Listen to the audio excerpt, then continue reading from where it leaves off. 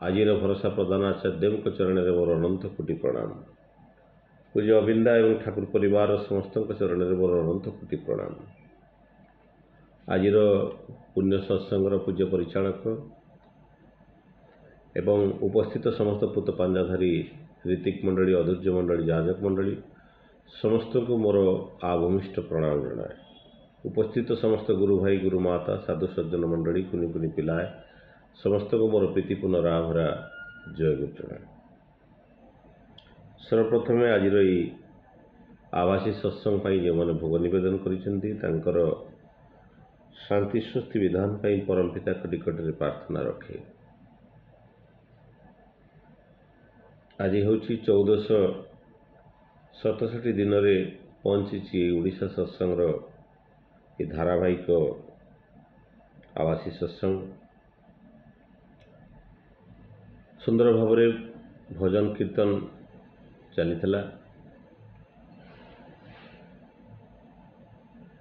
एवं आज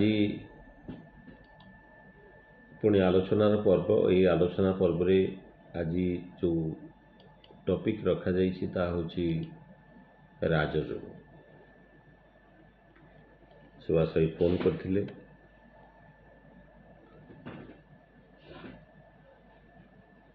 आमे जानिछु जो चारि योगर कथा गत आलोचना रे मु आलोचना करुथि कर्मयोगर कथा। तेणु भगवद गीतार जहाँ अच्छी जो चारि योगर कथा कर्मयोग भक्ति योग ज्ञान योग और राजयोग। ये जो राजयोग सी हूँ योग मान भीतर राजा। ये योग कौन ता आमे गत आलोचना रे डिस्कस करथिले। योग हूँ यूनिफिकेशन ऑफ द माइंड युक्त करेवा निजर आत्मा को परमात्मा के सहित युक्त करेवा ता हूँ योग। तेणु ये योगर जो पातंजलि योग सूत्र आम देखु जो अष्टक योग सूत्र यम नियम आसन प्राणायाम प्रत्याहार धारण ध्यान और समाधि। तो ये जो अष्टक योग सूत्र ये ही हूँ राजयोगर एक अंश सब।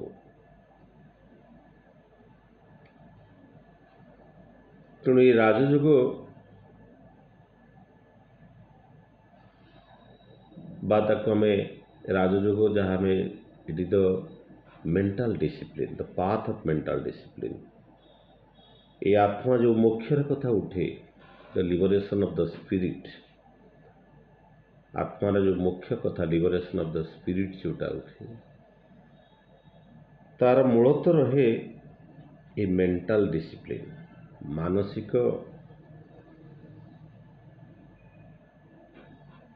स्थिरता। ये जो mental discipline that is the path of the self discipline and practices. एवं ये राजयोग हूँ योग मन आउ शरीर को कंट्रोल करिवार पद्धति। ये जो मन आउ शरीर को कंट्रोल करिवार जो राजयोग ये हूँ तार 8टी जो भाग यम नियम आसन प्राणायाम प्रत्याहार धारणा और ध्यान आउ तापर समाधि आसे। तेणु ये जो ध्यान ये meditation is the ultimate root for the Rajyoga. राजयोगर मुख्य धारा हूँ ध्यान। तो ठाकुर तो से कथा कही जो ध्यान करिवार कथा नाम और ध्यान। नाम मनीष को तीक्ष्ण करे ध्यान मनीष को स्थिर एवं ग्रहणक्षम कराए। तेणु सबुदिन आमको ध्यान करने कथा ठाकुर माने मिनिमम 45 मिनट ध्यान करिवार कथा कही। वर्तमान आचार्य देव कहते यदि किसी न कर एटलिस्ट 5 मिनट मध्य ध्यान कर। तेणु ध्यान हूँ ये राजयोगर अल्टीमेट माने मुख्य धारा। तेणु जेते योग अच्छी सबु योग ठारू श्रेष्ठ हूँ ये राजयोग ବା ମେଡିଟେସନ୍। ତେଣୁ ବାସ୍ତବିକତା କ'ଣ ହୁଏ, ତ ଆମେ ଯେତେବେଳେ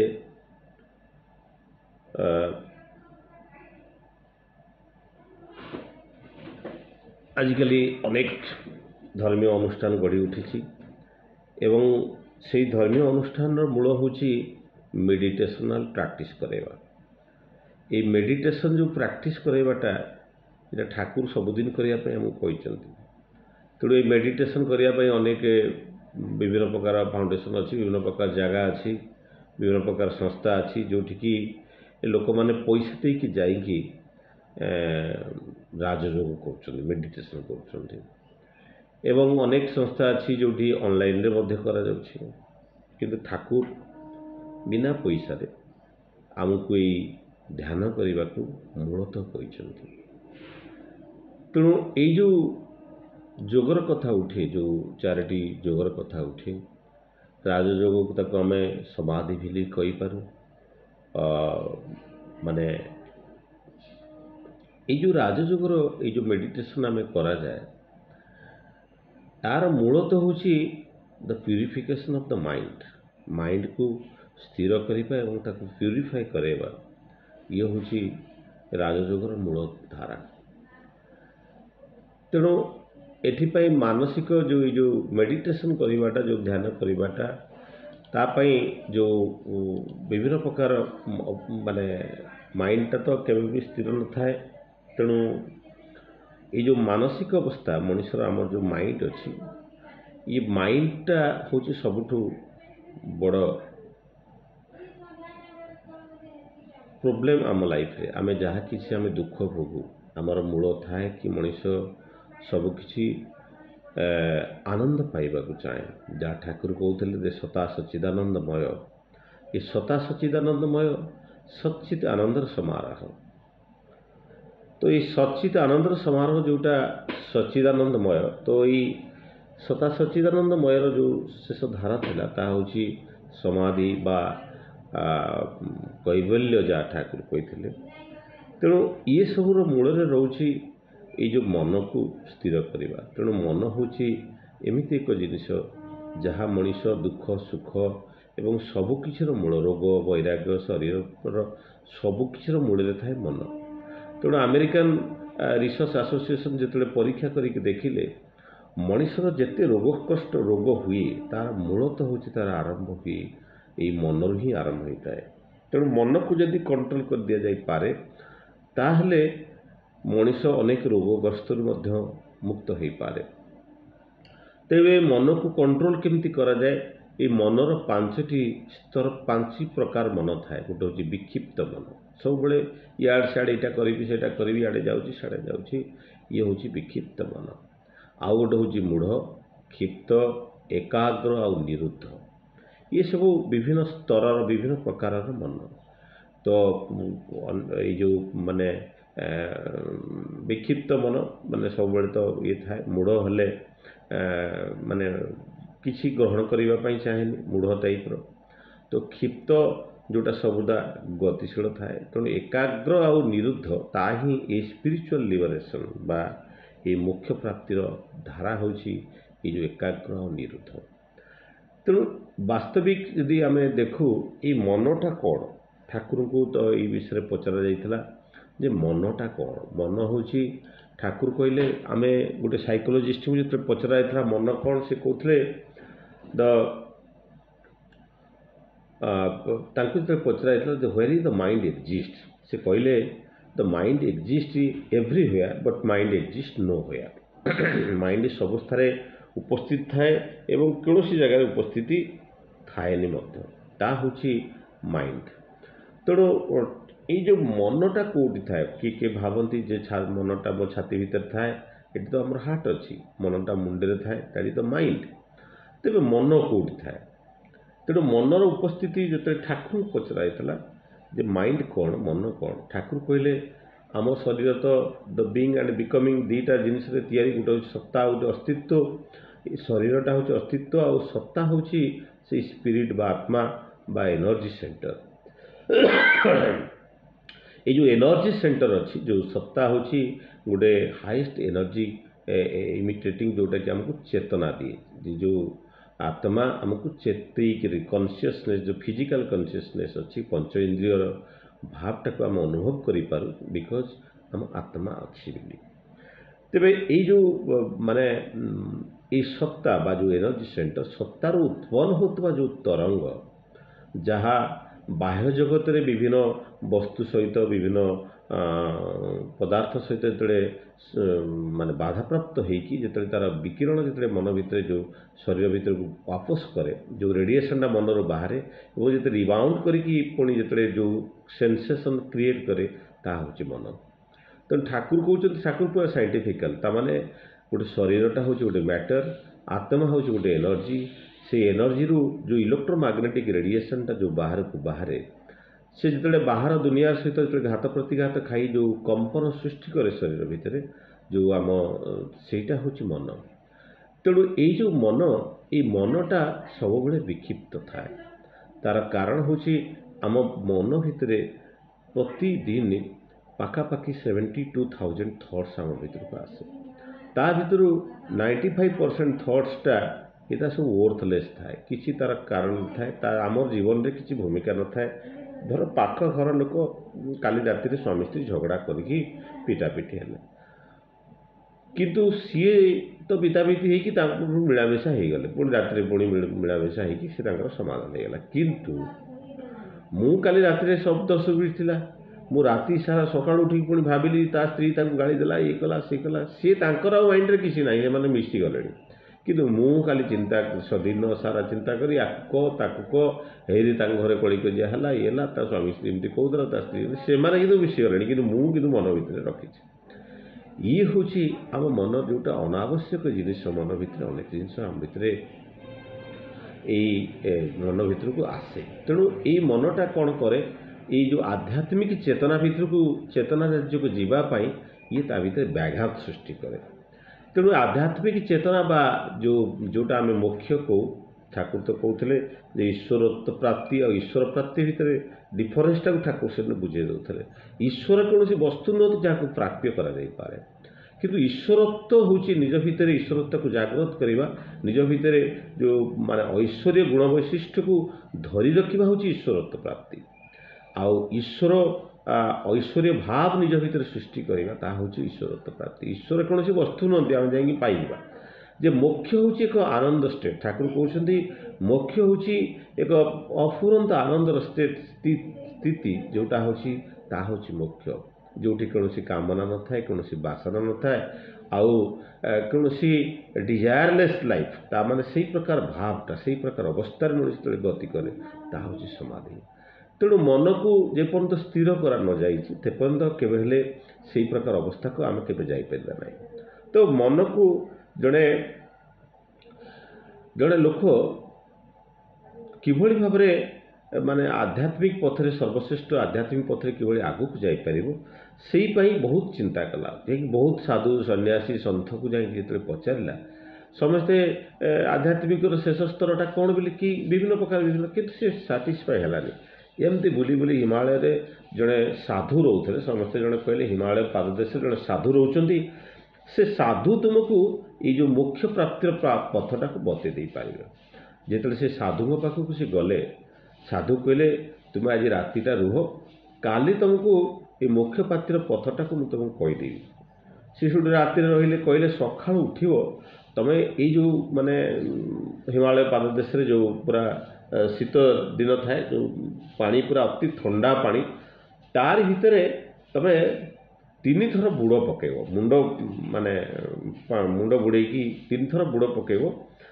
आपर तुमको मोक्ष प्राप्ति हो से कहले 3 थर बुड़ पकेले मोक्ष प्राप्ति हो कहले कि गोटे कंडीशन अच्छी तुम जो बुड़ पकेब से कुकुर कथा भावन सी कहे तो सहज कथा कुकुर कथा कौन पाई भावी आ मुंड बुड़ेदेवी सका उठिले जाते मुंड बुड़िया को गले साधुकर कथा मन पड़ा साधु कही कुकुर कथा मन पकेबू ना सी जिते थर बुड़ौ था उठू था से थर से पुणी कुकुर कथा भावुता तेणु तापर साधु को कहले कहले मुझे थर बुड़ुचे मोर कुकुर कथा मन पड़ुचे साधु कहले ता ही हूँ मुख्य प्राप्तिर प्रश्न। ये मन को जब तुम कंट्रोल कर मुख्य प्राप्ति हो पार। तेणु मन को कंट्रोल करने ये मन को स्थिर रखापी जहाँ ठाकुर कहते ध्यान हूँ एकमात्र माध्यम। तेणु ये मनर ये माइंड्र 16टी आस्पेक्ट्स अच्छी 16टी स्तर अच्छी। ये 16टी स्तर कौन ना आम ये मन देकी सबकि आम जो पंच इंद्रिय सुख तो पंच प्रवृत्ति जो 5 फिजिकल सेंस ऑर्गन जो अच्छी पंच इंद्रिय अच्छी ये जो पंच इंद्रिय अच्छी से पंच इंद्रियटार जो माने कनसीयसनेसटा को आम ये मन द्वारा ही ग्रहण करूँ जानीपार। कौन आम खाद्य खाऊँ खाद्यर स्वादटा को आम मन द्वारा बुझू आम शोईकी माने आहार निद्रा मैथुन ये जो 3टा जिनस अच्छी तार सुख केवल से मन द्वारा पाओ। तेणु ये जो माने सुख तादर पाऊ आम भय पाऊ भय मध्य पाऊ ता मन द्वारा भय पाऊ आम पाखे गोटे अहंकार अच्छी अहंकारटा ठाकुर तो कहले देह थिबा जाई अहंकार जाए तार कारण हूँ अहंकारटा आम जो जन्म नौ से अहंकार सृष्टि हुए आमर जन्म सहित अहंकार संपर्क थाए मला पर्यंत अहंकार जापे किंतु इष्ट को धरले गुरु को धरले अहंकार धीरे धीरे पतला हुए किंतु संपूर्ण भाव निर्वापित हुए। ठाकुर तो कहले से अहंकारटा को अन्य दिगरे विनियोग कर दि जाए। तेणु ये जो फॉल्स इगो बा अस्मिता ये हूँ ये जो पंच इंद्रियर 5टा जिनिस। तेणु ये आहार निद्रा मैथुन भय आउ अहंकार अस्मित जोटा ये हूँ ये मन द्वारा आम जापर मुझे कौन खाऊँ केमती खाऊँ मत खाद्य भल लगे कि नहीं ये सब कथा मु केवल मन द्वारा ही बुझीपारे। तेणु ये हूँ 5टा इंद्रिय। तापर आसला आमर षड़ रिपु ये पंच इंद्रिय भितर देकी आसे आमर किसी डिजायर थाए काम क्रोध मोह लोभ मद आश्चर्य जो पंच षड़ रिपु अच्छी ये काम माने डिजायर। तेणु ठाकुर बहुत सुंदर भाव बुझे देइछन्ति। तेणु इच्छा द माने डिजायर एंड विल बा इच्छा और कामना ये दीटा भितर डिफरेंस कौन डिजायर माने कामनाटा हूँ मन देकी किसी गोटे चिंता करवाटा मु मोर चिंता कली कि मु गोटे घर तैयारी करी ये हूँ मोर गोटे डिजायर। इच्छा यहाँ हूँ कामना मु कामना इच्छा कली यार कौन गतिशीलतार किसी न था कि इच्छा हूँ जो मुझे तत्माफिक जो मु कर्म करे ता हूँ इच्छा। तेणु इच्छाटा हूँ कौन ना गोटे माने काम डिजायर को जो फलस्कृत करने जो माने कर्म कर दिया आरंभ हुई ता हूँ इच्छा। ता माने ठाकुर बुझाऊँ मोर हालुआ खावाई इच्छा है से हालुआ खाइबार इच्छा को मुझे प्रस्तुत कली किसी जोगाड़ कली ता हूँ इच्छा आउ डिजायरटा ये डिजायर आउ विल दुटा डिफरेंस। तेणु ये जो काम क्रोध अच्छी क्रोध तो आम सब करूँ कारण आमर जो ईप्सित इच्छा जो पूरण न हुई आम से क्रोध करूँ। तेणु ये जो मोह अच्छी ये जो आटाचमेंट अच्छी ये मोह हूँ अनेक दुखर कारण। तेणु मो स्त्री की भल पाए माने ताको कहीं भल पाए सी तार जो अवस्थार अच्छी सी जेमिति अच्छी जो काणी कूजी जहाँ भी हो मुझे तार से अवस्था जब भल पाए सी हूँ मोर प्रेम। कि मो हिसाब से मोरी भाया मुझे चाहे कि बहुत सुंदर हो देखा कि मो कथा मानिक चलो मुझे चाहूँगी सेमती खाइब मत सेमती खाया दब सेमती मुंड कुंडेब सेमती ड्रेस पिंधब ये हूँ कौन ये हूँ मोह आसक्त।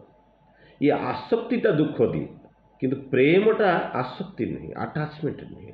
मो संतान को जन्म करी तार निजर वैशिष्ट नहीं कि जन्म नहीं सी तार जो वैशिष्ट जन्म नहीं से हिसाब से जीवनटा को अतिबाहित कर किंतु मुझे चाहे मु चाहे से मो हिसाब से बंचू मु चाहे से डाक्तर हो इंजीनियर हो कि नले किसी गोटे बड़ मनीष हो एमती किसी मुझे इच्छा करे ये हूँ मोर आटाचमेंट ये हूँ मोह। आ लोभ तो आम सब लोभ करूँ ईप्सित वस्तु पर वस्तु को ग्रहण करने चाहूँ। तेणु मद हूँ आरोगान्स आउ माने आरोगान्सी रहे आम भर जिलसी रहे आश्चर्य हूँ जिलसी आम अन्यर दुखटा को सही पाना। ठाकुर से कहती जी अन्य सुखरे सुख पाए सी हूँ प्रकृत सत्संगी।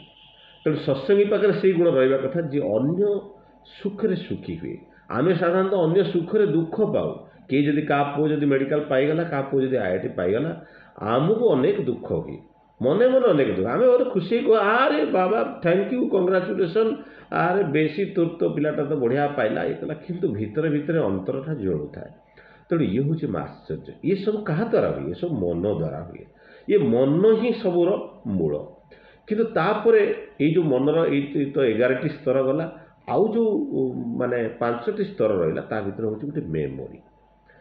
ମେମୋରି ହେଉଛି କ'ଣ? ମେମୋରି ହେଉଛି the storehouse of our experience. ଆମ ମନ ହେଉଛି it is the storehouse of all experience. କ'ଣ ଏକ୍ସପିରିଏନ୍ସ? ଆମ ପାଖରେ ଯେଉଁ 4 ପ୍ରକାର ମେମୋରି ଅଛି, ଜେନେଟିକ୍ ମେମୋରି, କାର୍ମିକ୍ ମେମୋରି, ଆଉ ମାନେ ଇଭଲ୍ୟୁସନ୍ ମେମୋରି, 3 ପ୍ରକାର ଯେଉଁ ମେମୋରି ଅଛି। ଇଭଲ୍ୟୁସନ୍ ମେମୋରି, ଆମେ ମାଙ୍କଡ଼ ଥିଲେ, କୁକୁର ଥିଲେ, ସେ ଅବସ୍ଥାରୁ ମଣିଷ ହେଇଛି, ସେ ମେମୋରି ବି ଆମ ଭିତରେ ଅଛି। ଆଉ ଜେନେଟିକ୍ ମେମୋରି ମାନେ ମୋ ଜେଜେ ବାପା ଯାହା କିଛି କରିଥିଲେ ତାଙ୍କର ଯେଉଁ ଗୁଣ ବୈଶିଷ୍ଟ୍ୟ ତାରି ମାନେ କ୍ରୋମୋଜୋମ୍ ଭାବରେ ଜେନେଟିକାଲି ଟ୍ରାନ୍ସଫର୍ ହେଇଛି ମୋର ବଡିରେ। ତେଣୁ ଠାକୁର ତ କହୁଥିଲେ କ୍ରୋମୋଜୋମ୍କୁ ଠାକୁର ବୁଝିବା ପାଇଁ କହୁଥିଲେ, କ୍ରମାନ୍ୱୟରେ ବୃଦ୍ଧି ପାଇବାର ସମ୍ବେଗ ଯାହା ଭିତରେ ଅଛି ତାହା ହେଉଛି କ୍ରୋମୋଜୋମ୍। ଆଉ ଜେନେଟିକ୍ ହେଉଛି ଜିନ୍, ହେଉଛି ଯାହା ବୋଧ ବା ଗୁଣ ଯାହା ବହନ କରିକି ଆସେ ତାହା ହେଉଛି ଜିନ୍। ଇଏ ହେଉଛି ଠାକୁରଙ୍କ ଭାଷାରେ ସେଇ କଥା। ତେଣୁ ଏଇ ଯେଉଁ ମୁଁ ଆଜି ଯେଉଁ ଜନ୍ମ ନେଇଛି, ଯଦି 12 ପିଢ଼ିକୁ ଫେରିଯାଏ 4096 ଲୋକଙ୍କର ଆବଶ୍ୟକ ପଡ଼ିଛି ମୋର ଜନ୍ମ ପାଇଁ। ସେମାନଙ୍କର ଗୁଣ ବୈଶିଷ୍ଟ୍ୟ ମୋର ରକ୍ତ ମାଂସ ମୋ ଜେନେଟିକ୍ ମେମୋରି ଭିତରେ ଅଛି। ତା କେଉଁଠି ଅଛି? ମୋ ମାଇଣ୍ଡ ଭିତରେ ଅଛି। ସେଥିପାଇଁ ଠାକୁର ଧ୍ୟାନ, ଏ ନାମ ହିଁ ଧ୍ୟାନ ମଣିଷର ସେଇ ଜେନେଟିକ୍ ମେମୋରିକୁ ଆକ୍ଟିଭ୍ କରିଦେଇପାରେ। ମୋ ପୂର୍ବଜନ୍ମମାନ କରିଥିବା ଯେଉଁ ସ୍ମୃତି ବା ଚେତନା ଶକ୍ତି ବା ମୋ ଭିତରେ ଯେଉଁ ଜେନେଟିକ୍ ମେମୋରିଟାକୁ ଆକ୍ଟିଭ୍ କରିଦେଇପାରେ ଏଇ ମାଧ୍ୟମ ପାଇଁ। ତା ଭିତରେ ଆଉ ଗୋଟେ ଅଛି ମୋର ଆତ୍ମାର ମେମୋରି, ମୋ ଆତ୍ମା ପୁର। ତେଣୁ ଠାକୁର ତ କହୁଥିଲେ ଆମେ ଯେତେ ସମ୍ପତ୍ତି ବାଡ଼ି କରୁଛୁ, ଘର ବାଡ଼ି ଯାହା କିଛି କରିଛୁ, ସବୁକିଛିର ମାଲିକ ମୋ ଶରୀର ନୁହେଁ, ମୋ ଆତ୍ମା ହେଉଛି ମାଲିକ। କାରଣ ମୋ ଆତ୍ମା ହେଉଛି ନିରନ୍ତର, ସେ ଆସୁଥିବ ସବୁବେଳେ। ଆଉ ଏ ଶରୀର ଆଜି ଅଛି, କାଲି ଚାଲିଛି, କାଲି ଛାଡ଼ି ଚାଲିଯିବ। ତେଣୁ ଏଇ ଯେଉଁ ଆତ୍ମା ଅଛି କାଲି ହয়তো ପୁଣି ଜନ୍ମ ନେଇକି ଏଇ ସବୁକିଛିକୁ ଉପଭୋଗ କରିପାରେ, କିନ୍ତୁ ଏ ଶରୀର ଆଉ ଫେରିବ ନାହିଁ।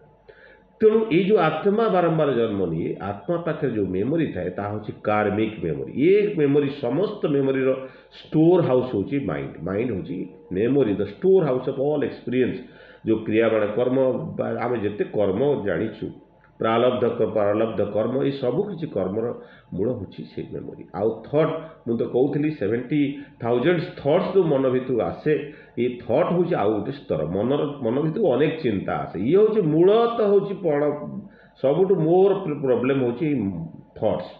ଏଇ ଥଟ୍ସଟା ଇଏ ୱେଭ୍ ଭଳିଆ, ଯାହା ଠାକୁର କହୁଥିଲେ ତରଙ୍ଗ ଭଳିଆ ମନ ଭିତରେ ଦେଇକି ଗତି କରେ। ତ ମୁଁ ତ କହୁଥିଲି ଯେ 95% ଥଟ୍ସଟା ହେଉଛି ୱର୍ଥଲେସ୍।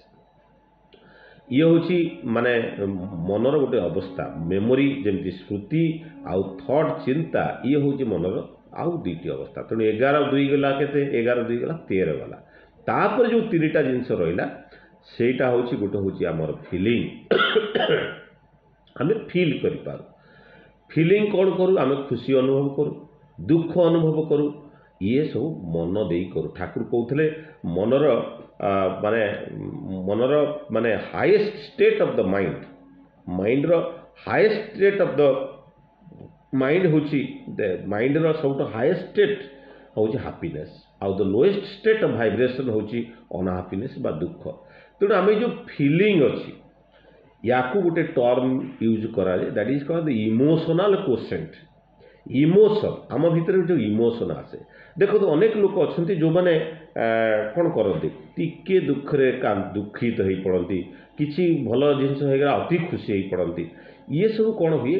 ଇଏ ଷ୍ଟେବୁଲ୍ ଷ୍ଟେଟ୍ ନୁହେଁ। ଯେଉଁମାନେ ସାଧୁ, ଯେଉଁମାନେ ମୁଖ୍ୟ ପଥରଗାମୀ, ଏମାନେ ସବୁବେଳେ ସ୍ଥିର ରହନ୍ତି। ସ୍ଥିର ମାନେ ଦୁଃଖ ସୁଖ ମାନେ ଗେନ୍ ଲସ୍ ସବୁଥିରେ ସେ ସମାନ ସ୍ଥିର ଅବସ୍ଥାରେ ରହନ୍ତି। କିନ୍ତୁ ଇମୋସନାଲ୍ କୋସେଣ୍ଟ ହେଉଛି କ'ଣ? এই ଇମୋସନାଲ୍ କୋସେଣ୍ଟ ହେଉଛି ଆମର ଇମୋସନ୍ ବା ଫିଲିଂଟା। ଆମେ ଅନେକ ସମୟରେ ଅନେକ କଥା ଚିନ୍ତା କରିକି ଦୁଃଖ ପାଉ। ତେଣୁ ଏଇ ଯେଉଁ ଇମୋସନ୍ଟା, ଏଇ ଇମୋସନ୍ଟାକୁ ମାନେ ଆମେ କଣ୍ଟ୍ରୋଲ କରିବାଟା ତା କେବଳ ଏଇ ରାଜଯୋଗ ମାଧ୍ୟମରେ ସମ୍ଭବ ହୋଇଥାଏ। ଏଇ ଯେଉଁ ମାନେ ଥଟ୍ ଇମୋସନ୍ ଏଗୁଡ଼ା ସବୁ କଣ୍ଟ୍ରୋଲ କରିବା ତା ଧ୍ୟାନ ମାଧ୍ୟମରେ ବା ମେଡ଼ିଟେସନ୍ ବା ଇଏ ମାଧ୍ୟମରେ ସମ୍ଭବ ହୋଇଥାଏ। ତେଣୁ ଏଇ ଯେଉଁ ଫିଲିଂଟା, ଇମୋସନ୍, ହାପିନେସ୍, ସ୍ୟାଡ଼ନେସ୍ ଯାହା ମନ ଭିତରେ ଆସେ, ଇଏ ତ ହରମୋନ୍ର ଖେଳ, ଦ ଡୋପାମାଇନ୍ ହରମୋନ୍ ବା ଅକ୍ସିଟୋସିନ୍ ହରମୋନ୍ର ଖେଳ। କିନ୍ତୁ ୟାକୁ ଆମେ ଗୋଟେ ଟର୍ମିନୋଲୋଜି ୟୁଜ୍ କରାଯାଏ, that is called the emotional quotient. এই ଇମୋସନାଲ୍ କୋସେଣ୍ଟ ତାପରେ ଆସେ ଆମର ଗୋଟେ ଆଇକ୍ୟୁ, इंटेलिजेंस क्वेश्चन आम भीतर गोटे ब्रेन अच्छे आम इंटेलिजेंट आम चिंता करूँ आम गोटे जज करूँ आनालाइज करूँ आम राइट ब्रेनटा सब किसी कै तो यहाँ को आम इंटेलिजेंस क्वेश्चन कहूँ इंटेलिजेंस क्वेश्चन भीतर आप समस्त जानती तो तापर आसे the 16th state of mind is the spiritual consciousness ये स्पिरिचुअल कॉन्शियसनेसटा हूँ अवेयरनेस जाग्रतता आम जाग्रत अच्छु ताने आम जाग्रत अच्छु आम शारीरिक चेतना भितर जाग्रत अच्छु मो भीतर जो आत्मा अच्छी से आत्मिक चेतना को मुझे जाग्रत करें that is called the spiritual question तेणु यहीटा को कई जड़े कहते ये हूँ ब्रह्मा विष्णु महेश्वर ये जो तीन स्तर इमोशनल क्वेश्चन इंटेलिजेंट क्वेश्चन आउ हूँ स्पिरिचुअल क्वेश्चन ये तीनटा हूँ ब्रह्मा विष्णु महेश्वर तेणु ये जो जिनिस ये सब जिनिस ये हूँ माइंड रो गोटे गोटे स्तर ये माइंड को कंट्रोल करने हेले आमर जो शारीरिक जदि आम ह्यूमन एनाटॉमी आड़ को जदि जीवा ह्यूमन इंजीनियरिंग आड़ को आम शरीर गठन भितर को जदि जीवा ये सबकि ठाकुर तो कहते द डिप्रेस्ड माइंड बा डिस्टर्ब माइंड इज द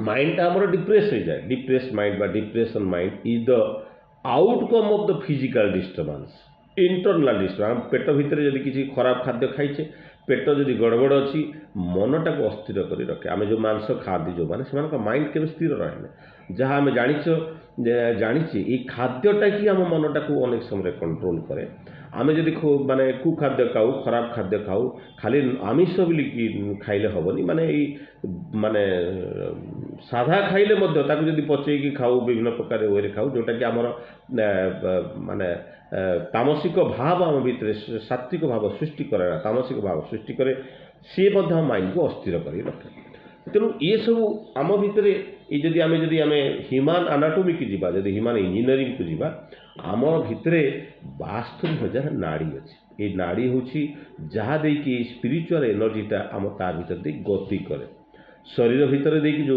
72,000 नाड़ी अच्छी तार मुख्य जो 3टा नाड़ी अच्छी जोटा आमर बैकबोन मेरुदंड जी जोटा गति करे सुषुम्ना कांड आ राइट साइड जोटा अच्छी राइट साइड जोटा अच्छी पिंगल नाड़ी आउ लेफ्ट साइड जोटा अच्छी ता हूँ ईद नाड़ी तो ये जो ईद आउ पिंगल ये जो दीटा नाड़ी ये तो मुख्य नाड़ी जोटा कि आमर ये मूलाधार चक्र रु आज्ञा चक्र पर्यंत जोटा कनेक्टेड होती ईदा नाड़ी आउ पिंगल नाड़ीटा स्वादिष्ठान चक्र रु आमर जो माने आज्ञा चक्र को जोटा कनेक्शन देती हूँ पिंगल नाड़ी ये सुषुम्ना कांड नाड़ीटा तो सुषुम्नाटा मूलाधार शेष पर्यंत लगी तेरे ये जो जिनसटा मुझे कहली जो 72,000 नाड़ी अच्छी आम शरीर में मिसेक अच्छी सब विभिन्न आड़ तेणु ये जो शारीरिक व्यवस्था को जब आम न बुझा ये जो मेडिटेशन आम ठीक भाव में करें तेणु ये मेडिटेशन आम कौटी मेडिटेशन करवा कथा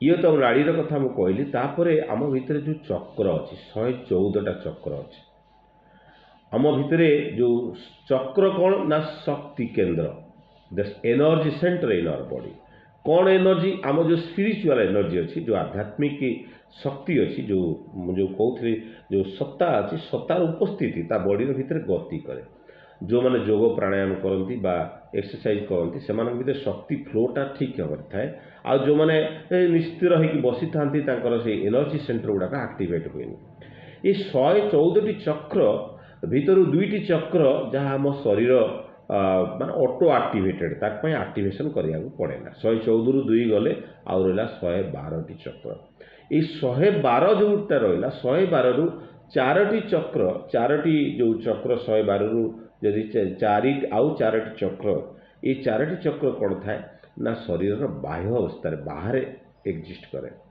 तेणु बाहर स्तर जेटा थाए सेटा हूँ 4टी चक्र तापर रहा के ना 108 आम जो ये 108 चक्र एक्टिवेशनटा 108 चक्र जो एक्टिवेशन कथा उठे ये 108 चक्र जो एक्टिवेशन कथा उठे ये से आमर 108 बेलपत्र कथा उठे 108 बेलपत्र शिवलिंग चढ़ाओ 108 बेल तुलसी नहीं विष्णु चरण दियो ये सब जो विधि ये सब कौन करा 108टी मंत्र दिखाई विभिन्न 108 चक्र को एक्टिवेट करने ता भीतर मूलतः हूँ 7टी चक्र ଯାହାକୁ କେନ୍ଦ୍ର କରିକି ଆଉ ଅନ୍ୟ ମାନେ ସେଣ୍ଟର ଗୁଡ଼ାକ ଥାଏ। ଯେଉଁ 7ଟି ଚକ୍ର ଯେଉଁ ଅଛି ଇଏ ଆମର ଯେଉଁ ମେରୁଦଣ୍ଡର ଶେଷରେ ଥାଏ ମୂଳାଧାର ଚକ୍ର, ମେରୁଦଣ୍ଡ ମାନେ ସ୍ପାଇନାଲ କର୍ଡ଼ର ଯେଉଁଠି କୁଣ୍ଡଳିନୀ ଯେଉଁଠି ଥାଏ ଚକ୍ର, କୁଣ୍ଡଳିନୀ ମାନେ ଆମର ଯେଉଁ ସ୍ପିରିଚୁଆଲ ଏନର୍ଜିଟା ସେଇଟା ରୋଲ୍ ହେଇକି ଥାଏ, ସେଇଟା ଗତିଶୀଳ ହୁଏ ସେଇଠୁ ମୂଳାଧାର ଚକ୍ରରୁ।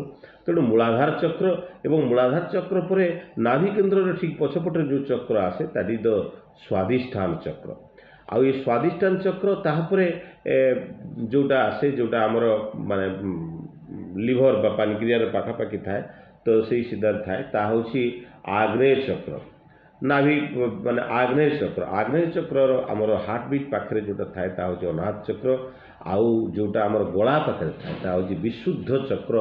ଆଉ ଆମର ଦୁଇ ଆଖିର ଭ୍ରୁଲତାର ଯେଉଁ ମଝିରେ ଥାଏ ତାହା ହେଉଛି ଆଜ୍ଞା ଚକ୍ର। ଆଉ ତାର ଉପରକୁ ଯେଉଁଟା ଥାଏ ସେଇଟା ହେଉଛି ସହସ୍ର ଚକ୍ର।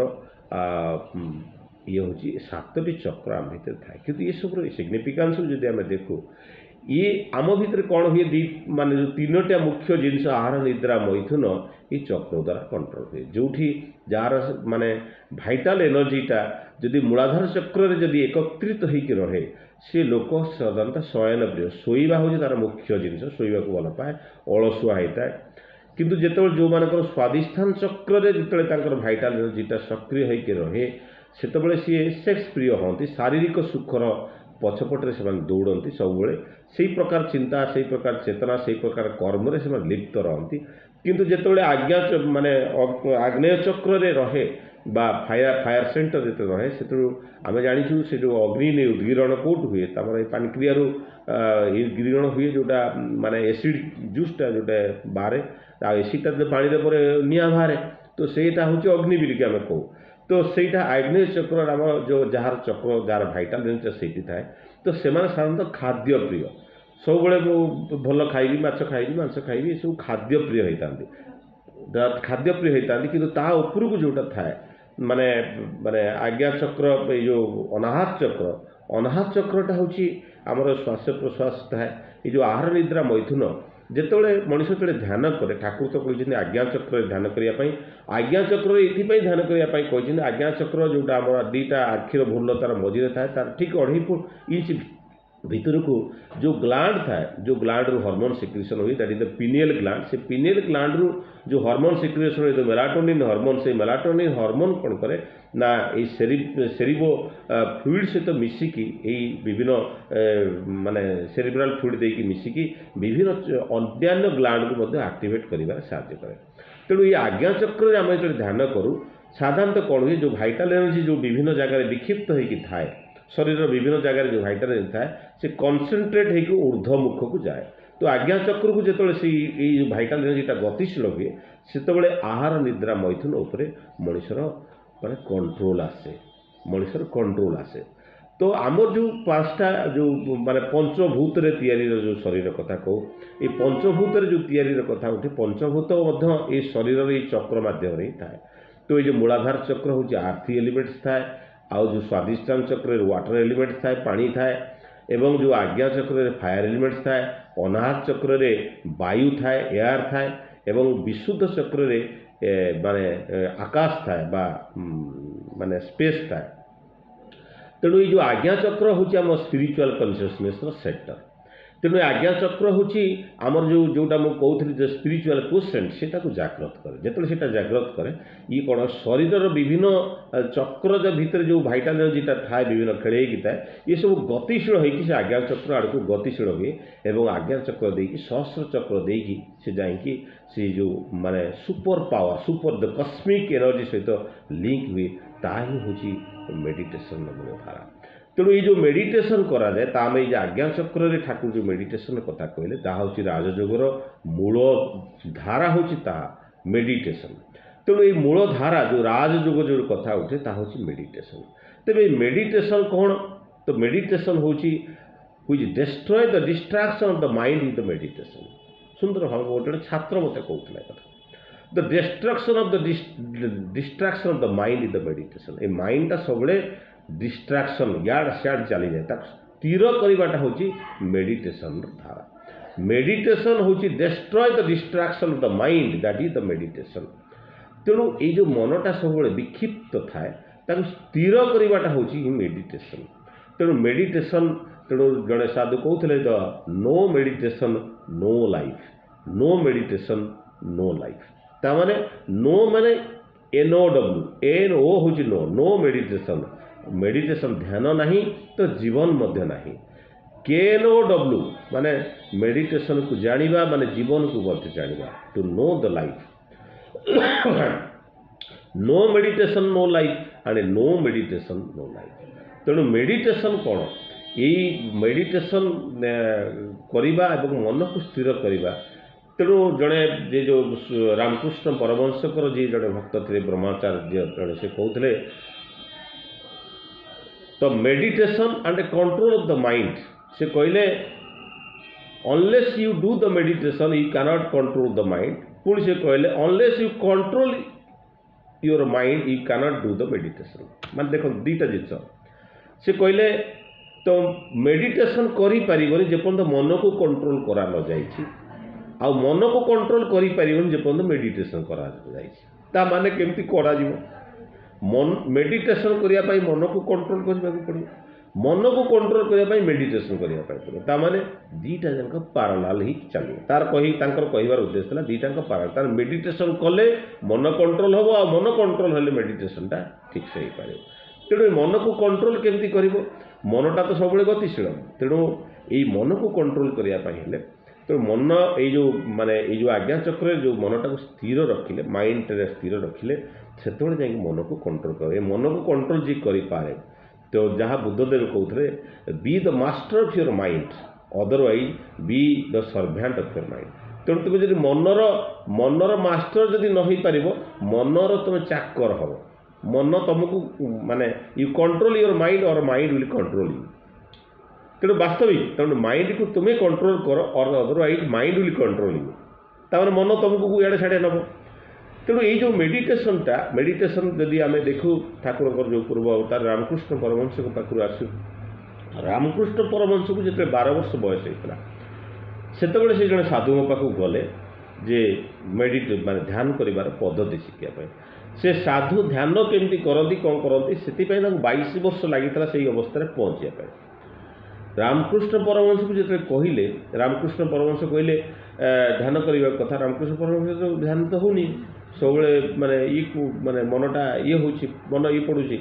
से रामकृष्ण परमहंस को जो सी देखिले जिते ध्यान कले रामकृष्ण परमहंस को ध्यान लानी। से कौन कले माने रामकृष्ण पाखे गोटे काचर जगटा जिनसटा थिला बारंबार जिते कहते रामकृष्ण परमहंस हो था से काच जगटा को काच बाराटा को फोपाड़ी देते देखो भांगी चूना होगा खंडे काच हठात माइंड के आसला जो आज्ञा चक्र जो आखिर बुला मझे से काच धीरे काटिदे काटिदेला रक्त धार होगा कले एवं तू मेडिटेशन कर। से पॉइंट से मेडिटेशन कले समाधि अवस्था को चलीगले।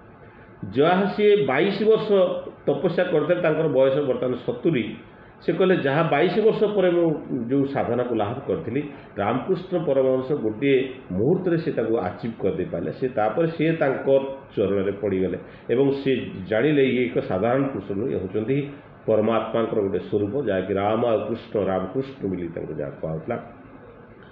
तेणु ये रामकृष्ण परमहंस जिते माने जो ध्यान करने को कहता प्रथम ध्यान करते कहले जो मो आखि बंद करुँची से काली देखा जाऊँ से साधु कहले जदि काली देखा जाऊँ तू कौन तू से मन जमी कौटू आसी ना काली मन मन आसी जाऊँ ना तू से मन मन गोटे खंडा धरिकी से काली काटिदे। कहले सेमिति तो करी हम माँ केमती काटी पारि। से कहले तामाने ये मनटा को हूँ सब मन भितर देखिए काली आस मन भितर देखिए ना काली मत खाया मांग से मानसिक स्तर। तेणु जो परम शिष्य जो स्वामी विवेकानंद जो आसी जो पचारि आपड़ कौन ईश्वर को देखी से अनेक स्वामी विवेकानंद अनेक जगह जाते पचारि आप ईश्वर को देखी। रामकृष्ण परमहंस कहते हाँ मुझे ईश्वर को देखी तो सांगे तुम सांगे जमी कथा हो ईश्वर सेमती कथा हुए। सी चरण में जो से विधान जो से ध्यान कले ये ध्यान करने समय देखागला किसी दिन पर ध्यान कलापर रामकृष्ण जो स्वामी विवेकानंद दिने ध्यान अवस्था कहले मो शरीर कौटी मो शरीर कौटी मो शरीरटा को पाऊना ଯେତେବେଳେ ତାଙ୍କର ଶିଷ୍ୟମାନେ ରାମକୃଷ୍ଣ ପରମହଂସ କହିଲେ ଯେ ମାନେ ଅମର ଅମର ତାଙ୍କ ନାଁ ତ ଅମରନାଥ ଥିଲା, ତାଙ୍କ ତ ଅମର ପାଉନାହାନ୍ତି ତାଙ୍କ ଶରୀରକୁ, ସେତେବେଳେ ସ୍ୱାମୀ ବିବେକାନନ୍ଦ ରାମକୃଷ୍ଣ ପରମହଂସ କହିଲେ ଯେ ତାଙ୍କର ମାନେ ମୁଖ୍ୟ ହେଇଛି, ତାମାନେ ସିଏ ଏବେ ଠିକ୍ ଭାବରେ ଜାଣିପାରୁଛନ୍ତି। ତାପରେ ଶରୀରଟା ମନଠୁ ବିଚ୍ଛିନ୍ନ ହେଇଯିବାଟା ତାହା ହେଉଛି ମନଟାକୁ ସ୍ଥିର କରିବାର ଯେଉଁ ମାଧ୍ୟମ। ଏଇ ଯେଉଁ ମାନେ ସ୍ୱାମୀ ବିବେକାନନ୍ଦ ଯେତେବେଳେ ଆମେ ଯେତେବେଳେ ମେଡ଼ିଟେସନ୍ କରୁ ମାଇଣ୍ଡକୁ ବ୍ଲଡ଼ ଫ୍ଲୋଟା ଅତ୍ୟନ୍ତ ଭାବରେ ବୃଦ୍ଧି ପାଇଥାଏ। ଯେତେବେଳେ ଶରୀରକୁ ମାଇଣ୍ଡକୁ ଯେତେବେଳେ ବ୍ଲଡ଼ ଫ୍ଲୋଟା ଯେତେବେଳେ ଅଧିକ ଭାବରେ ବୃଦ୍ଧି ପାଏ ସେତେବେଳେ କ'ଣ ହୁଏ, ଯେଉଁମାନେ ଆମିଷ ଭକ୍ଷଣ କରନ୍ତି ବ୍ଲଡ଼ ଭିତରେ ଯେଉଁ ମାନେ ଯେଉଁ ଆମିଷ ବା ପିଆଜ ରସୁଣ ଯେଉଁମାନେ ଖାଆନ୍ତି ତାହା ଗତି ବ୍ଲଡ଼ ସହିତ ମିଶିକି ତା କ'ଣ କରେ ନା ମାଇଣ୍ଡର ବ୍ରେନ୍ ସେଲ୍ରେ ରପ୍ଚର୍ ହେବାର ଚାନ୍ସେସ୍ ଥାଏ। ସେଥିପାଇଁ ଆମିଷ ଭକ୍ଷଣ କରିବାକୁ ମନା କରାଯାଏ ଏଇଥିପାଇଁ ଯେ ଏଇଥିରେ ବ୍ଲଡ଼ ଫ୍ଲୋ ଭିତରେ ଯେଉଁ ଏଇ ଯେଉଁ ଆମିଷର ଯେଉଁ କଣ୍ଟେଣ୍ଟଟା ଯେତେବେଳେ ଯାଏ ମାଇଣ୍ଡକୁ ଏତେ ରପ୍ଚର୍ କରେ, ମାନେ ବ୍ରେନ୍ ହାମରେଜ୍ ହେବାର ଚାନ୍ସେସ୍ ଥାଏ, ଯାହା ତାହା ହିଁ ହେଇଥାଏ। ତେଣୁ ବାସ୍ତବିକତାକୁ ଯଦି ଆମେ ଦେଖୁ ସେଇ ମାନେ ସ୍ୱାମୀ ବିବେକାନନ୍ଦଙ୍କ ତାହା ଥିଲା, କାରଣ ବଙ୍ଗାଳୀମାନେ ମାଛ ଖାଆନ୍ତି, ତାଙ୍କ ମାଛ ହେଉଛି ମୁଖ୍ୟ ଜିନିଷ, ବା ରାମକୃଷ୍ଣ ପରମହଂସ ବି ମାଛ ଭକ୍ଷଣ କରୁଥିଲେ। ଠାକୁର କହିଲେ ତା ତ ଠିକ୍ ନଥିଲା ବୋଲି ଠାକୁର ତାପରେ କହିଥିଲେ।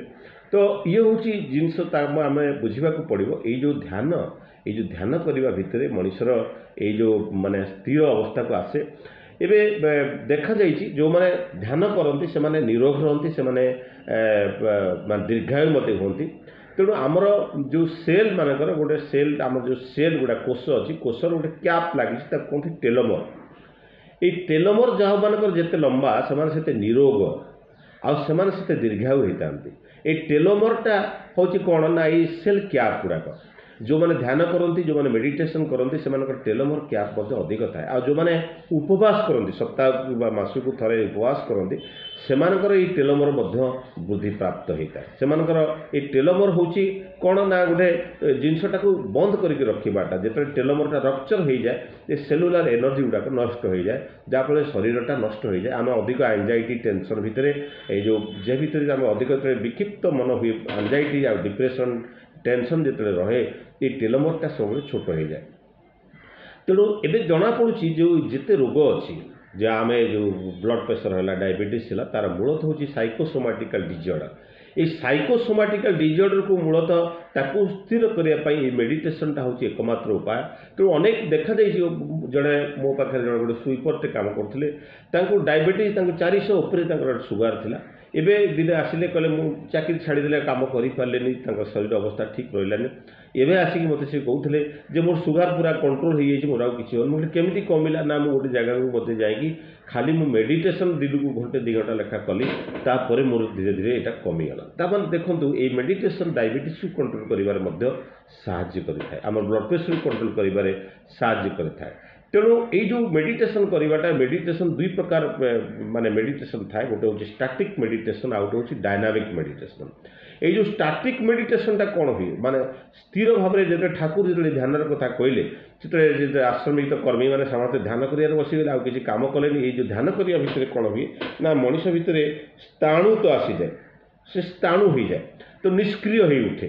ତେଣୁ ଇଏ ହେଉଛି ଷ୍ଟାଟିକ୍ ମେଡ଼ିଟେସନ୍, ମଣିଷଟାକୁ ନିଷ୍କ୍ରିୟ କରାଏ, କର୍ମଷ୍ଟୁ କରାଏନି। କିନ୍ତୁ ଠାକୁର ତ ମାନେ ସଂସାର ସନ୍ନ୍ୟାସୀ କଥା କହିଛନ୍ତି, ଜଙ୍ଗଲ ସନ୍ନ୍ୟାସୀ ଆମେ ଚାହିଁନା। ତେଣୁ ଏଇ ଯେଉଁ ଯଦି ସ୍ଥାଣୁତ୍ୱ ଆସିଯିବ, ମଣିଷ ଆଉ କର୍ମ ବି ରହିପାରିବନି, ତା କର୍ମଯୋଗୀ ହୋଇପାରିବ ନାହିଁ।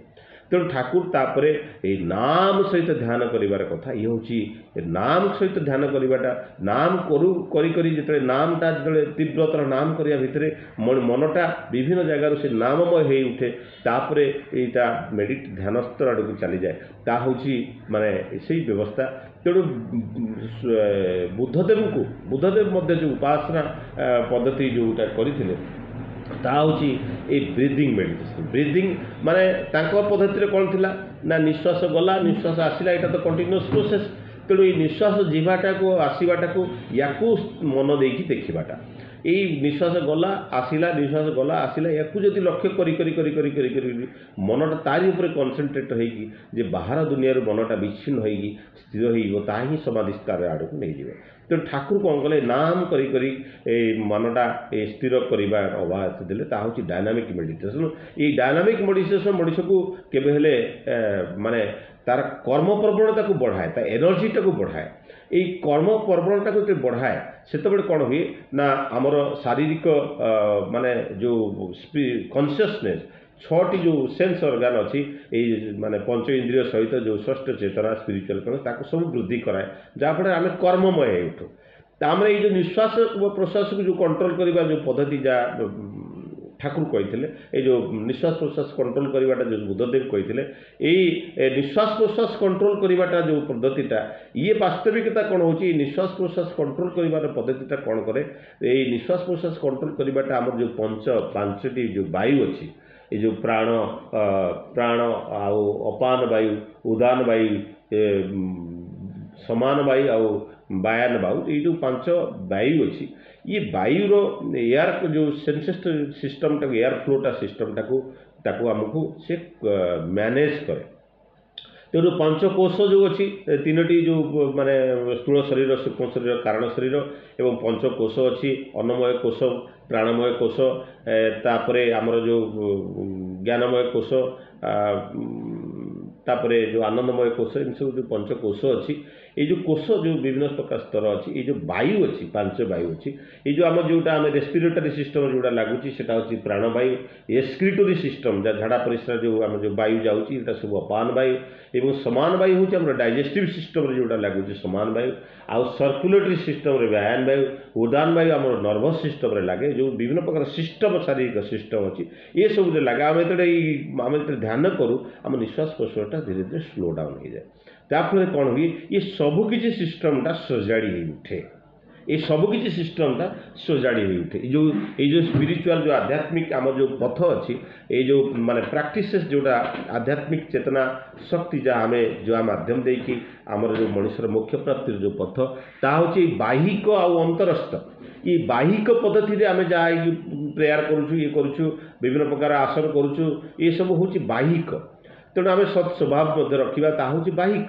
किंतु अंतरस्थ भावटा जोटा रखा हूँ राजयोग तेणु ये अंतरस्थ हूँ मेडिटेशन भीतरटा ठीक करवाटा जो पद्धति हूँ राजयोग तेणु ये राजयोग मध्यम भीतरटा आमको ठीक करने पड़े तेणु ये जो मेडिटेशन मध्यम आम जो विभिन्न प्रकार वायु सिस्टम अच्छी ताकू से बालांस करे एवं ये अनेक प्रकार देखा जाए आम जिते मन भितर जिते विभिन्न प्रकार एंजाइटी आसे माने राग रोष क्रोध जिते आसे ये सब कौन करे ये सब विभिन्न आम चक्र को सी आमको माने डिस्टर्ब कराए। आप देखो जो माने क्रोधी जो मैंने क्रोध करती से क्रोधर जो क्रोधाग्नि जोटा आम कहो ये कौन करे